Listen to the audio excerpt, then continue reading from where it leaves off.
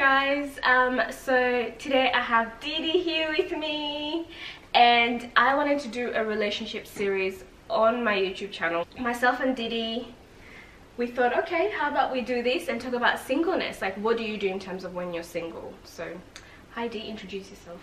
Hi, my name's Dee. I work with Debbie and we became friends from work. I've known her for like maybe more than a year or so. Yeah. And we just, you know, we talk about stuff that's not related to work and we found that we've got a lot of things in common. Yeah. So, Didi, during your singleness, like, what do you do? I think you just keep yourself busy. You fill your week with a lot of things. I'm working and I'm studying as well, so I think I don't have much time to socialize, and I think that contributes to me being single as well. I don't know which, whether it's the egg or the chicken, but I don't have much time to go out, that's why I'm single, but also I'm single, that's why I feel myself and I keep myself busy. Are you waiting for a man to come in, like, that's rescue right. you out of your singleness? Yeah. Okay. But you're doing things as you're waiting. That's right. I think it's important to work on yourself and to get to know yourself before you enter a serious relationship that's gonna be a forever thing. Yeah, that's true. Because like when I was single as well, I was working, I was studying, I didn't go out much as well, and my sister was like, do you want someone to break into the house and come and take you out, then I don't know, marry you? Kind of happened like that. But yeah, so I think a lot of it is working on yourself, making sure that you're a whole person before meeting someone else, because the commitment that you're going to make in a marriage is lifelong. And so while you have the time to work on yourself, do so. And also I know, Didi, you traveled. Yes. Where did you go? Or how many countries have you actually been to? I'm not sure if I haven't actually counted, but recently I've been to India, Cambodia, Kenya, and Uganda.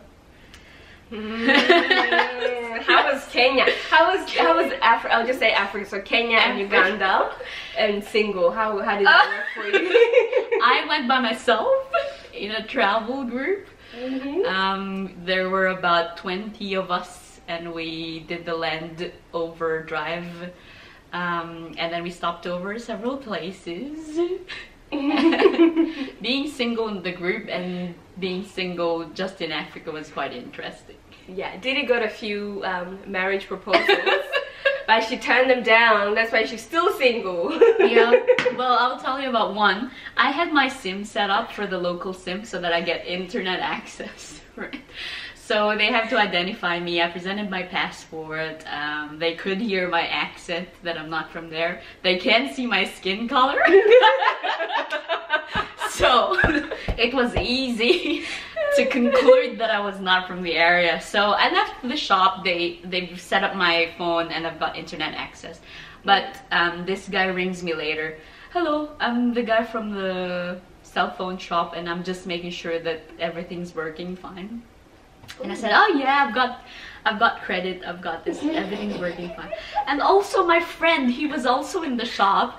He actually had a crush on you. Can you hang out tonight? Can you hang out with him tonight? Do you want to hang out with him? Did you say yes? And I said no. Of course I'll go hang out with him. No. Your husband that way. That is so intrusive. I find that intrusive. Yeah.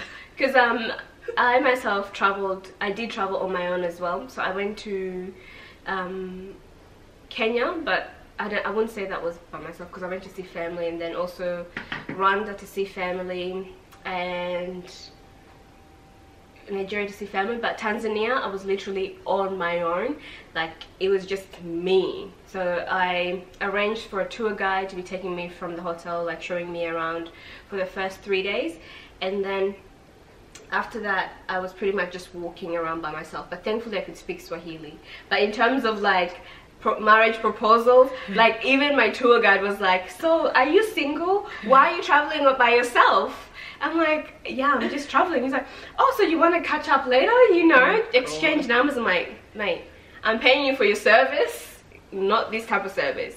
I'm paying you to show me around. So yeah. And so now you're original from Philippines. Yeah, now you're in Australia. Yes.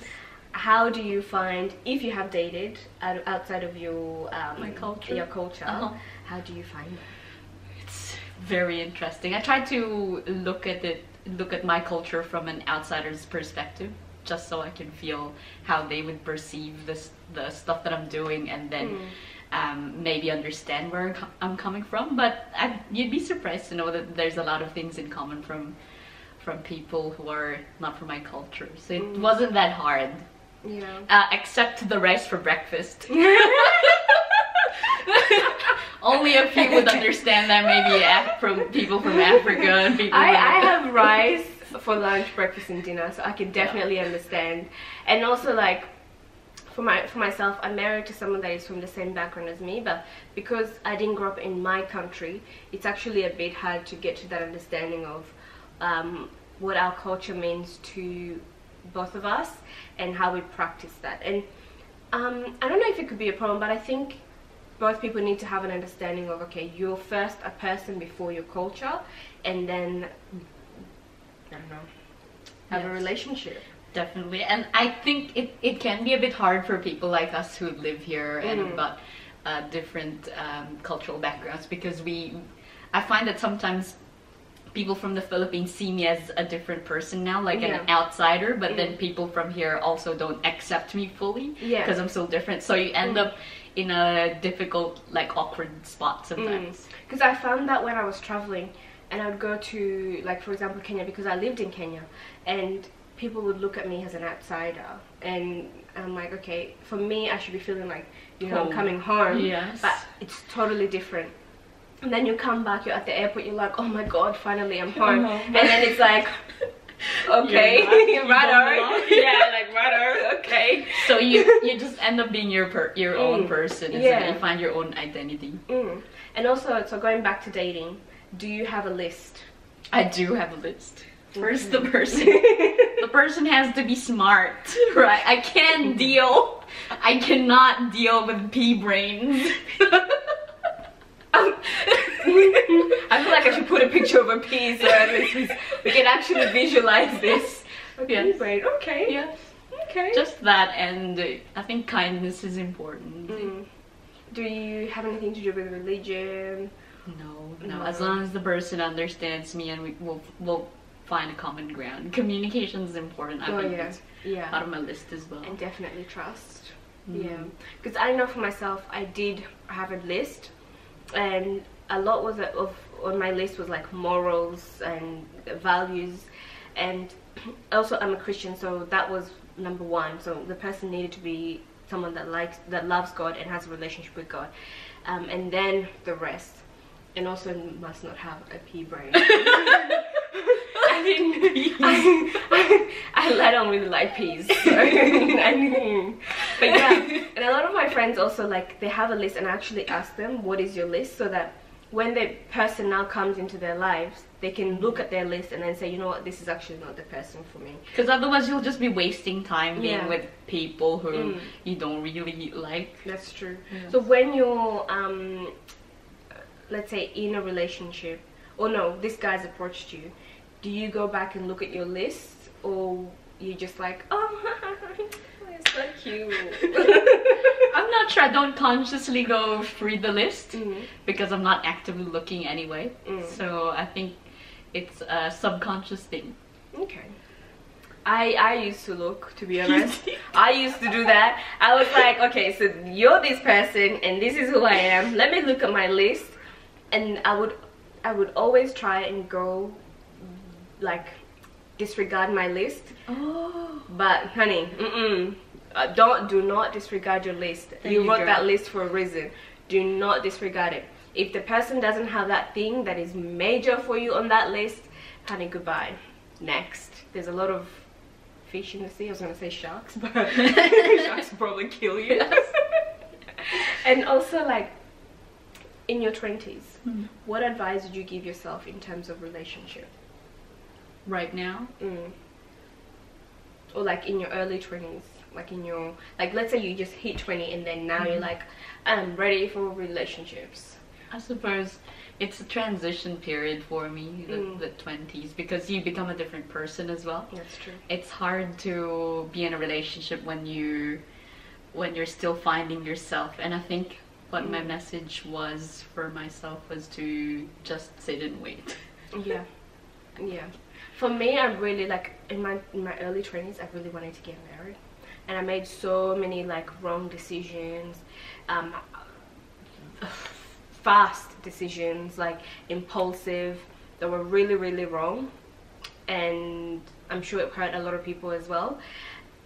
But to go back, I'd probably say, you know what, take your time, sit down, because then when I took my time and sat down and like started thinking rationally, then I was able to like make the right decisions. Because when you are impulsive, I'm a very impulsive person anyway, but when you're impulsive in a relationship and things like that, you will definitely end up hurting the other person without you going and saying, okay, who am I, why am I doing this, and then looking at your list. Yeah. And so for you, do you feel like you have the pressure to kind of like get married now? I do. I do have the pressure. People say that you're not getting younger. Oh my goodness, yeah. And that it's important these next few years, because I don't think I'll get married right away just upon meeting a person. Yeah. So I feel like it has a friendship just for myself. I feel like it has to start in a friendship. Yeah. And getting to know the person. So if I want to get to know a person for 5 years and I'm just starting now, then I'll be over 30, right? So that's a major dilemma for me. I was gonna give you statistics, but let me just yes. What's the statistic? No. Tell me. I can't do it. Tell me. What's the age though when you give birth, and then your child will have ID? Yes. Is it 35? It increases over 30, right? 30? I know. Okay. Yeah, so that's probably the only thing that I get worried I about. shouldn't have said that. Having children. But do you want kids? I do want kids. Yeah. Okay. Yeah, I don't know. For me, I at some stage I really didn't want kids, and I was into adopting. Okay. I really wanted to adopt. Even now? And I really hope like it's something that I might do in the future. If not, then I would probably like donate a lot. Because I just feel like there's a lot of children out there that really need support and help. Yeah. And we just have a lot of resources that we're not really using or putting in the right places. But yeah, what was I even talking about? Having children. And the pressure of marriage. Oh, so for me, last year, so I was definitely single last year. I did not even know that my husband was going to come. I was so single. And I got like some comments. I'm going to make a different video of the comments that I got when I was 25 and single. And there was a lot of pressure, and a lot of pressure was actually coming from my family than friends. Right. My friends were telling me, you know, take your time, things like that, but a lot of pressure was coming from my family, and I didn't let that get to me, because if I did, then I would have made another impulsive decision. But I went back to my list, and the people that approached me at that time, I was like, not the right person. I waited, and actually things turned out okay to where they are now. But take your time. I think the message is take your time. Get to know yourself, keep yourself busy as well. Like do the things you like, your career, change jobs if you need to, and things like that. Thank you so much.